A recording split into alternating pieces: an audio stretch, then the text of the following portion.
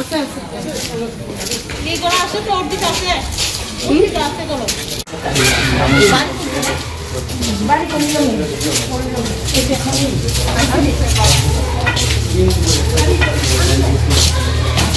করেন না, আমার ফোনটা ডিস্টার্ব করতেছে। ওদের তাদের মান মহিলা তার মা রে খবর ছিল ওখানে বাবা বলে শুনে পিটি দিয়েছে হসপিটালে নিতেছে মারা গেছে না মারা গেছে অনেক দিন হয়েছে মারা গেছে আমি চেক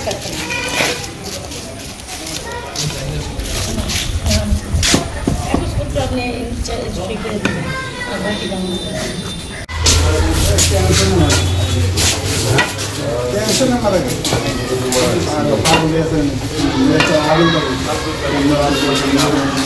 দীপ্তি রানী শুক্লা দাস। আর তাহলে আসলে আমার গার্লস হোস্টেলের নাইট গার্ড আর কি। রাত্রেবেলা আইতো কোনোদিন 6টা কোনোদিন 8টা মানে আইতো, আর ভোরবেলা তাই বাড়ি যেত।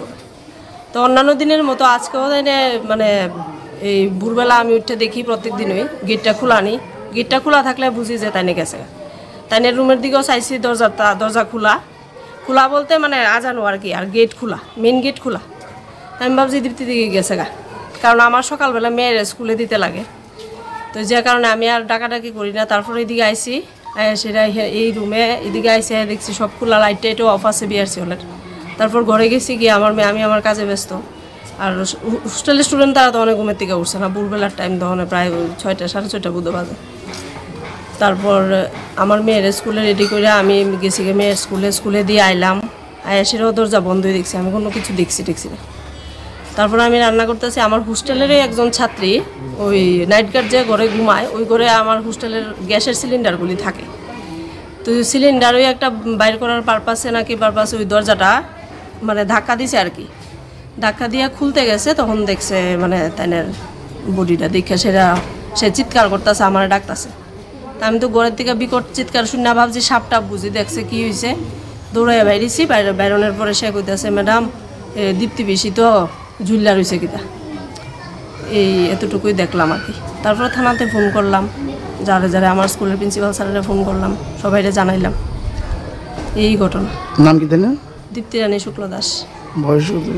বয়স প্রায় তো 44 বা 45 এরকম আর কি, মানে আমার জানা মতে আর কি।